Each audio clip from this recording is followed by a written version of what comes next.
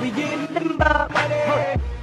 We getting them back money. You can stop calling me fat ass. I went on a diet. Used to stick drugs in folds of fat, nowhere to hide it. Women love Rush Bowl. How you doing, Diana? Meeting in my room, I got a pocket full of Viagra. 7-star hotels, chilling in Hawaii. Wait, is that a heart attack? No, too much salami. Now I got the chance to tell you healthcare is cheap.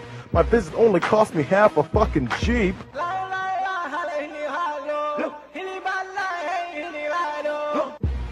We getting them back money.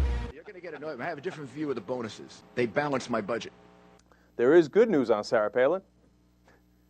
She has accepted a role at Fox News Channel. Now, who didn't see that coming? Okay, of course she did, of course. On Sarah Palin, talking about foreign policy, he said, quote, "You guys have a lot of work to do. She doesn't know anything."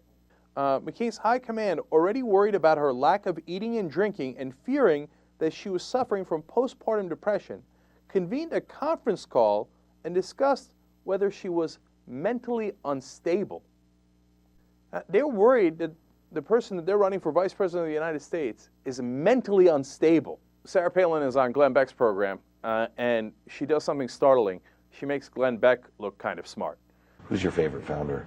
You know, well, all of them. George Washington, so he's got to rise to the top. Washington. She sounds like a third grader.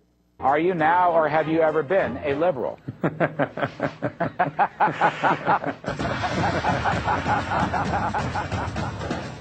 But my larger problem with Harold is he's a fraud. He has breakfast most mornings at the Regency Hotel on Park Avenue, and he receives regular pedicures.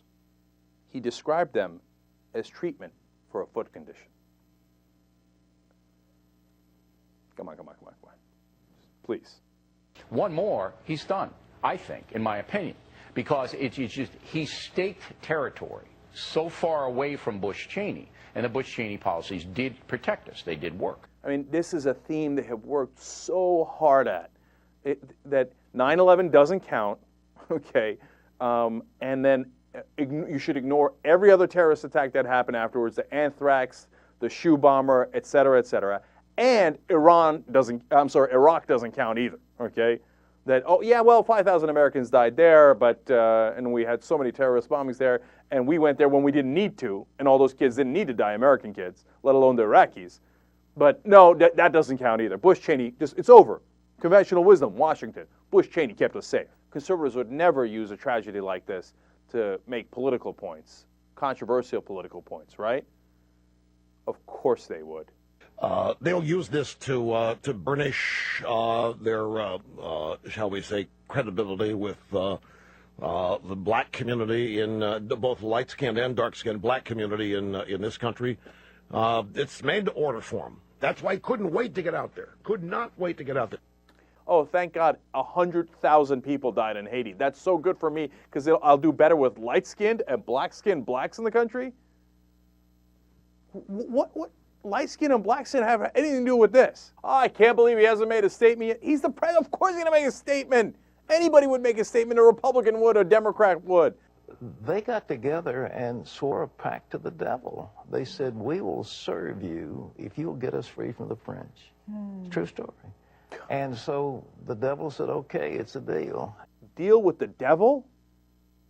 It's a true story? It's a true story. It's a true story. He's blaming the Haitians for this. He's saying, well, look, if you hadn't made a deal with the devil and overthrown your slave owners, well, back in 1804, well, then you wouldn't have been cursed like this. This guy should not be accepted in open society. He's hideous. Deal with the devil. Unreal. Besides, we've already donated to Haiti. It's called the U.S. income tax. You just can't keep throwing money at it because the dictatorships there just take it all. Do you understand that you're an asshole? Or do you think, like, I'm the good guy?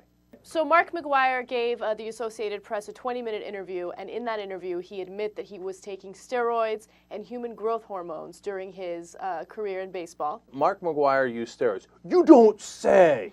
Of course he used steroids! I read the defense. Now size. Shake your little hips.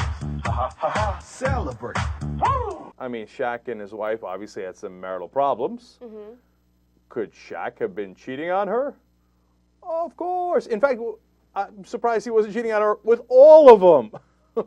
All of them, right? I gotta ask 2 times to make sure you don't pour boiling water on my dick. There you have it, American marketing. Offensive, but effective. Yeah. Here's what that is. Hot. She's already, at the age of 23, beginning to look tranny-like. Sex robot that can have a conversation with you.